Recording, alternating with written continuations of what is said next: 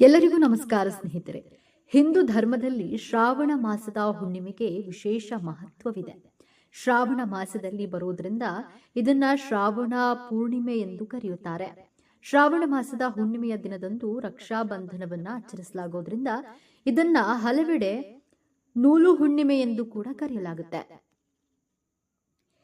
ಈ ದಿನ ಮಹಾವಿಷ್ಣುವಿನ ಜೊತೆಗೆ ಮಹಾದೇವನನ್ನ ಪೂಜಿಸುವ ಸಂಪ್ರದಾಯವಿದೆ. ಶ್ರಾವಣ ಪೂರ್ಣಿಮಾ ಅಥವಾ ನೂಲು ಹುಣ್ಣಿಮೆ 2025ರ ಶುಭ ಮುಹೂರ್ತ ಯಾವುದು? ಈ ವರ್ಷ ರಕ್ಷಾಬಂಧನ ಹಬ್ಬವನ್ನ ಶ್ರಾವಣ ಹುಣ್ಣಿಮೆಯ ದಿನ ಅಂದ್ರೆ ಆಗಸ್ಟ್ 9ರಂದು ಆಚರಿಸಲಾಗ್ತಾ ಇದೆ. ಈ ವಿಶೇಷ ದಿನದಂದೇ ಬುಧನ ಸಂಚಾರದಲ್ಲಿ ಬದಲಾವಣೆಯಾಗಲಿದೆ.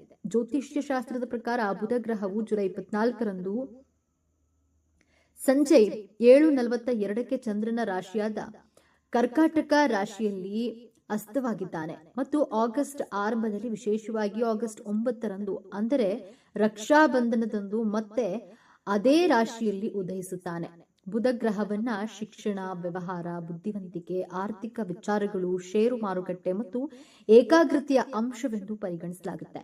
ಆದ್ದರಿಂದ ಅದರ ಸ್ಥಾನದಲ್ಲಿನ ಸಣ್ಣ ಬದಲಾವಣೆಯು 12 ರಾಶಿ ಚಕ್ರ ಚಿಹ್ನೆಗಳ ಮೇಲೂ ಪರಿಣಾಮ ಬೀರುತ್ತದೆ.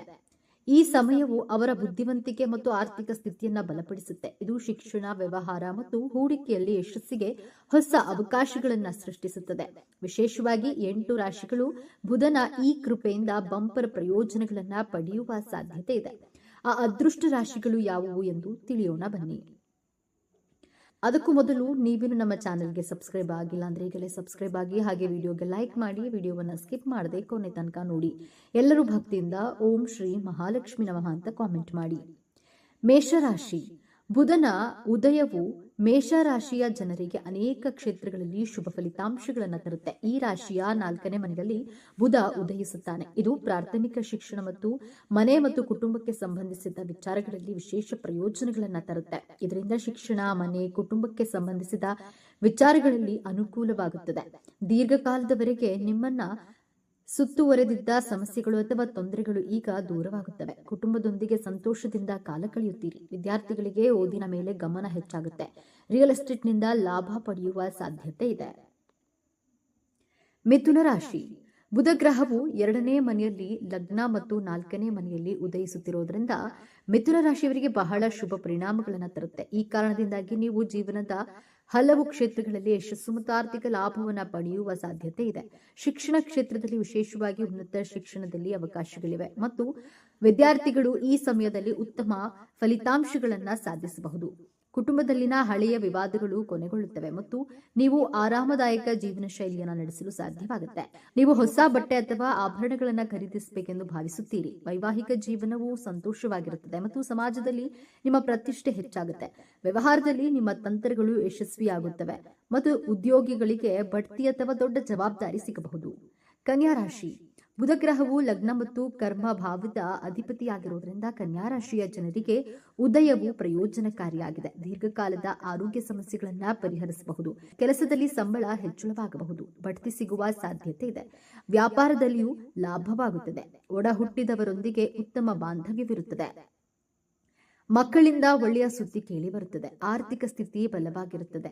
ಹೊಸ ಆದಾಯದ ಮೂಲಗಳು ತೆರೆದುಕೊಳ್ಳುತ್ತವೆ ಮತ್ತು ಭವಿಷ್ಯಕ್ಕಾಗಿ ಹಣವನ್ನು ಉಳಿಸುವಲ್ಲಿ ನೀವು ಯಶಸ್ವಿಯಾಗುತ್ತೀರಿ. ತುಲಾರಾಶಿ. ತುಲಾರಾಶಿಗೆ ಸೇರಿದ ಜನರಿಗೆ ಅದೃಷ್ಟಶಾಲಿಯಾಗಿರುವುದು. ನಿಮ್ಮ ಸಂಪೂರ್ಣ ಕೆಲಸಗಳು ಪೂರ್ಣಗೊಳ್ಳಲಿದೆ. ವಿಶೇಷವಾಗಿ ವ್ಯಾಪಾರಕ್ಕೆ ಸಂಬಂಧಿಸಿದಂತೆ ಉತ್ತಮ ದಿನವಾಗಿರುವುದು. ನೀವು ಕಳೆದು ಹೋದ ಹಣವನ್ನು ವಾಪಸ್ ಪಡೆಯುವಿರಿ. ಇದರಿಂದಾಗಿ ಸಾಕಷ್ಟು ಸಂತೋಷದಿಂದಿರುವಿರಿ. ಕೆಲಸದ ಸ್ಥಳದಲ್ಲಿ ನಿಮ್ಮ ಕೆಲಸಗಳನ್ನು ಪೂರ್ಣಗೊಳಿಸುವುದರಿಂದಾಗಿ ಲಾಭ ದೊರಕುವುದು. ವ್ಯಾಪಾರವನ್ನ ವಿಸ್ತರಿಸಬೇಕೆಂದು ಯೋಜನೆಗಳನ್ನು ರೂಪಿಸುವವರಿಗೆ ಹೆಚ್ಚಿನ ಧನಲಾಭ ದೊರಕಲಿದೆ. ಹೊಸ ಹೂಡಿಕೆಗೆ ಸಂಬಂಧಿಸಿದಂತೆ ಕಾರ್ಯ ಯೋಜನೆಗಳನ್ನು ಪೂರ್ಣಗೊಳಿಸುವಿರಿ. ಜನರು ನಿಮ್ಮ ಮೇಲೆ ಹೆಚ್ಚಿನ ನಂಬಿಕೆ. ಶತ್ರುಗಳು ನಿಮ್ಮ ವಿರುದ್ಧ ಏನೇ ಪ್ರಯತ್ನವನ್ನ ಮಾಡಿದ್ರೂ ನಿಮ್ಮ ಬುದ್ಧಿವಂತಿಕೆ ಮತ್ತು ಪ್ರಭಾವಶಾಲಿ ವ್ಯಕ್ತಿತ್ವದಿಂದಾಗಿ ನೀವು ಎಲ್ಲರನ್ನ ಸೋಲಿಸುವಿರಿ. ಸಂಪತ್ತಿಗೆ ಸಂಬಂಧಿಸಿದಂತೆ ನ್ಯಾಯಾಲಯಕ್ಕೆ ಸಂಬಂಧಿಸಿದಂತಹ ಪ್ರಕರಣದಲ್ಲಿ ಪರಿಹಾರವನ್ನು ಹೊಂದುವಿರಿ ಮತ್ತು ಯಶಸ್ಸು ಗಳಿಸುವಿರಿ. ಮನೆಯಲ್ಲಿ ಸುಖ ಸಮೃದ್ಧಿ ನೆಲೆಸುವುದು. ನಿಮ್ಮ ಸಂಗಾತಿಯ ಸಂಪೂರ್ಣ ಬೆಂಬಲ ದೊರಕಲಿದೆ. ಕುಂಭರಾಶಿ. ಕುಂಭರಾಶಿಗೆ ಸೇರಿದ ಜನರಿಗೆ ಉತ್ತಮವಾಗಿರುವುದು. ಪ್ರತಿಯೊಂದು ಕೆಲಸವನ್ನ ಮನೆಯವರ ಸಂಪೂರ್ಣ ಬೆಂಬಲದಿಂದ ಪೂರ್ಣಗೊಳಿಸುವಿರಿ. ಮನೆಯಲ್ಲಿನ ಒತ್ತಡಗಳಿಂದಾಗಿ ನೀವು ನಿಮ್ಮ ವೃತ್ತಿ ಜೀವನದ ಬಗ್ಗೆ ಹೆಚ್ಚಿನ ಗಮನ ನೀಡಿ. ಕುಟುಂಬ ವ್ಯವಹಾರಕ್ಕೆ ಸಂಬಂಧಿಸಿದಂತೆ ನೀವಂದುಕೊಂಡಿರುವಂತೆ ಹೆಚ್ಚಿನ ಲಾಭವನ್ನು ಗಳಿಸುವಿರಿ. ಜೊತೆಗೆ ಅಲ್ಪ ದೂರ ಪ್ರಯಾಣಿಸುವಂತಹ ಅವಕಾಶ ಕೂಡ ದೊರಕುವುದು.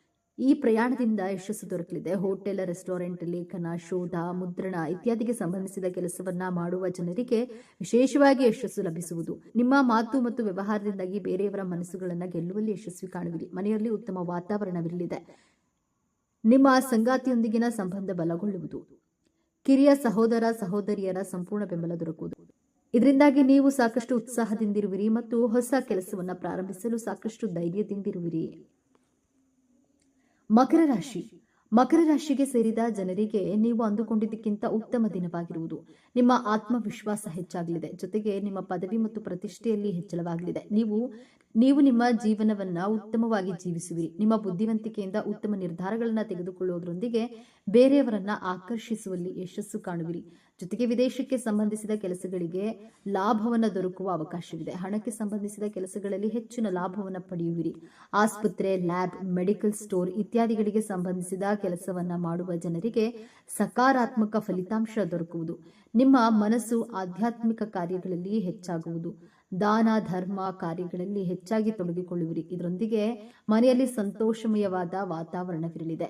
ಮನೆಯಲ್ಲಿ ಸುಖ ಸಮೃದ್ಧಿ ನೆಲೆಸುವುದು. ನಿಮ್ಮ ಸಂಗಾತಿಯೊಂದಿಗಿನ ಸಂಬಂಧ ಬಲಗೊಳ್ಳಲಿದೆ. ಮೀನರಾಶಿ. ಮೀನರಾಶಿಗೆ ಸೇರಿದ ಜನರಿಗೆ ಬಹಳ ವಿಶೇಷವಾಗಿರುವುದು. ಸರ್ಕಾರಿ ಕೆಲಸವನ್ನ ಮಾಡುವ ಜನರಿಗೆ ಯಶಸ್ಸು ದೊರಕುವ ಅವಕಾಶವಿದೆ. ಸರ್ಕಾರಿ ಕೆಲಸವನ್ನ ಮಾಡುವ ಜನರಿಗೆ ಉತ್ತಮ ಅವಕಾಶ ದೊರಕುವುದು. ವ್ಯಾಪಾರದಲ್ಲಿ ನಿಮ್ಮ ಆದಾಯವನ್ನ ಹೆಚ್ಚಿಸಲು ಹೊಸ ಹೊಸ ಮಾರ್ಗಗಳು ಗೋಚರಿಸಲಿದೆ. ನಿಮ್ಮ ಆದಾಯದಲ್ಲಿ ಹೆಚ್ಚಳವಾಗುವ ಯೋಗವಿದೆ. ಕೆಲಸವನ್ನ ಮಾಡುವ ಜನರಿಗೆ ದೊಡ್ಡ ಜವಾಬ್ದಾರಿ ದೊರಕುವುದು. ಜೊತೆಗೆ ನಿಮ್ಮ ಹಳೆಯ ಆಸೆಗಳು ಈಡೇರುವುದು. ಸಾಮಾಜಿಕವಾಗಿ ನೀವು ಉತ್ತಮ ಸ್ಥಾನಗಳನ್ನು ಗಳಿಸುವಿರಿ ಮತ್ತು ನಿಮ್ಮ ಆಪ್ತ ಸ್ನೇಹಿತರು ಹಾಗೂ ಸಂಬಂಧಿಕರ ಸಂಪೂರ್ಣ ಬೆಂಬಲ ದೊರಕುವುದು. ಸಾಮಾಜಿಕ ಮತ್ತು ರಾಜಕೀಯ ಕ್ಷೇತ್ರಕ್ಕೆ ಸಂಬಂಧಿಸಿದವರ ಪದವಿ ಪ್ರತಿಷ್ಠೆಯಲ್ಲಿ ಲಾಭ ದೊರಕುವುದು. ಮನೆಯಲ್ಲಿ ಮೋಜು ಮಸ್ತಿಯ ವಾತಾವರಣವಿರಲಿದೆ. ಹಿರಿಯ ಸಹೋದರ ಸಹೋದರಿಯರ ಸಂಪೂರ್ಣ ಬೆಂಬಲ ದೊರಕುವುದು. ಇದರಿಂದಾಗಿ ನಿಮ್ಮ ಆತ್ಮವಿಶ್ವಾಸ ಹೆಚ್ಚಾಗುವುದು. ನಿಮ್ಮ ವೈವಾಹಿಕ ಜೀವನ ಸಂತೋಷದಿಂದ ಕೂಡಿರಲಿದೆ. ವೃಶ್ಚಿಕ ರಾಶಿ. ವೃಶ್ಚಿಕ ರಾಶಿಗೆ ಸೇರಿದ ಜನರಿಗೆ ಮಂಗಳದಾಯಕವಾದ ದಿನವಾಗಿರುವುದು. ನೀವಂದುಕೊಂಡಂತಹ ಎಲ್ಲಾ ಕೆಲಸಗಳು ಸಮಯಕ್ಕೆ ಸರಿಯಾಗಿ ಪೂರ್ಣಗೊಳ್ಳುವುದು. ಹೊಸ ಯೋಜನೆಗಳನ್ನು ರೂಪಿಸುವಿರಿ. ನಿಮ್ಮ ಗುರಿಯನ್ನ ತಲುಪುವಲ್ಲಿ ಯಶಸ್ಸು ಗಳಿಸುವಿರಿ. ಕೆಲಸದ ಸ್ಥಳದಲ್ಲಿ ದೊಡ್ಡ ಬದಲಾವಣೆಯಾಗುವ ಸಂಭವವಿದೆ. ನೀವು ಧೈರ್ಯದಿಂದ ಕೆಲಸವನ್ನ ಮುಂದುವರಿಸುವಿರಿ. ನೀವಂದುಕೊಂಡಂತಹ ಕೆಲಸ ಅಥವಾ ವರ್ಗಾವಣೆ ದೊರಕುವುದು. ಪಾಲುದಾರಿಕೆಯಿಂದ ಸಕಾರಾತ್ಮಕ ಫಲಿತಾಂಶ ದೊರಕಲಿದೆ.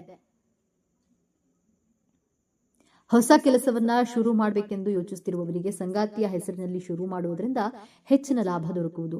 ದೊಡ್ಡ ಖರೀದಿ ಅಥವಾ ಹೂಡಿಕೆಯಲ್ಲಿ ಮಾಡುವಲ್ಲಿ ನೀವು ಮನಸ್ಸು ಮಾಡುವಿರಿ ಮತ್ತು ನಿಮ್ಮ ಸಂಗಾತಿಯ ಹೆಸರಿನಲ್ಲಿ ಕೆಲಸವನ್ನ ಶುರು ಮಾಡುವುದರಿಂದ ಹೆಚ್ಚಿನ ಲಾಭ ದೊರಕುವುದು. ಮನೆಯಲ್ಲಿ ಅನುಕೂಲಕರ ವಾತಾವರಣವಿರಲಿದೆ. ನಿಮ್ಮ ಸಂಗಾತಿಯ ಪೂರ್ಣ ಬೆಂಬಲ ದೊರಕುವುದು. ಈ ರಾಶಿಯವರಿಗೆ ಅದೃಷ್ಟದ ಸಂಪೂರ್ಣ ಬೆಂಬಲ ಸಿಗುವ ಸಾಧ್ಯತೆ ಇದೆ. ದೀರ್ಘಕಾಲದವರೆಗೆ ಸಿಲುಕಿಕೊಂಡಿದ್ದ ಕೆಲಸಗಳು ಈಗ ಪೂರ್ಣಗೊಳ್ಳುವುದು ಮತ್ತು ಜೀವನದಲ್ಲಿ ಸಕಾರಾತ್ಮಕ ಬದಲಾವಣೆಗಳು ಕಾಣಿಸಿಕೊಳ್ಳಲು ಪ್ರಾರಂಭಿಸುತ್ತವೆ. ಈ ಸಮಯವು ಉದ್ಯೋಗಿಗಳಿಗೆ ವಿಶೇಷವಾಗಿ ಅನುಕೂಲಕರವಾಗಿರುತ್ತೆ. ನಿಮ್ಮ ಕೆಲಸವನ್ನ ಪ್ರಶಂಸಿಸಲಾಗುತ್ತದೆ ಮತ್ತು ನಿಮ್ಮ ಕಠಿಣ ಪರಿಶ್ರಮದ ಪರಿಣಾಮವಾಗಿ ಕಂಪನಿಯು ದೊಡ್ಡ ಯೋಜನೆಯನ್ನ ಸಹ ಪಡೆಯಬಹುದು. ಈ ಕಾರಣದಿಂದಾಗಿ ನಿಮಗೆ ಹೊಸ ಜವಾಬ್ದಾರಿಗಳನ್ನು ವಹಿಸಿಕೊಡಬಹುದು ಮತ್ತು ಸಂಬಳ ಹೆಚ್ಚಳದ ಬಲವಾದ ಸಾಧ್ಯತೆಗಳಿವೆ. ವ್ಯವಹಾರಕ್ಕೆ ಸಂಬಂಧಿಸಿದ ಜನರು ಈ ಅವಧಿಯಲ್ಲಿ ಉತ್ತಮ ಲಾಭವನ್ನು ಪಡೆಯಬಹುದು. ಹಿಂದೆ ಮಾಡಿದ ಹೂಡಿಕೆಗಳು ಈಗ ಲಾಭದಾಯಕವಾಗಬಹುದು. ಆತ್ಮೀಯ ವೀಕ್ಷಕರೇ, ಶ್ರಾವಣ ಹುಣ್ಣಿಮೆಯಿಂದ ಅದೃಷ್ಟ ರಾಶಿಗಳ ಬಗ್ಗೆ ಹಲವಾರು ಮಹತ್ವದ ಮಾಹಿತಿಗಳನ್ನೆಲ್ಲ ತಿಳಿದುಕೊಂಡ ನಿಮ್ಮೆಲ್ಲರಿಗೂ ಆ ಭಗವಂತ ಕೃಪಕಟಾಕ್ಷ ಸದಾಕಾಲ ಇರಲೆಂದು ಕೋರಿಕೊಳ್ಳುತ್ತಾ ಈ ದಿನದ ಸಂಚಿಕೆಯನ್ನು ಮುಗಿಸಲಿದ್ದೇನೆ. ವೀಕ್ಷಕರೇ, ಈ ಮಾಹಿತಿ ನಿಮಗೆ ಇಷ್ಟವಾಗಿದ್ದಲ್ಲಿ ಲೈಕ್ ಮಾಡಿ, ಶೇರ್ ಮಾಡಿ ಮತ್ತು ನಮ್ಮ ಚಾನೆಲ್ಗೆ ಸಬ್ಸ್ಕ್ರೈಬ್ ಮಾಡಿ ಹಾಗೂ ಬೆಲ್ ಬಟನ್ ಒತ್ತುವುದನ್ನು ಮರೆಯಬೇಡಿ.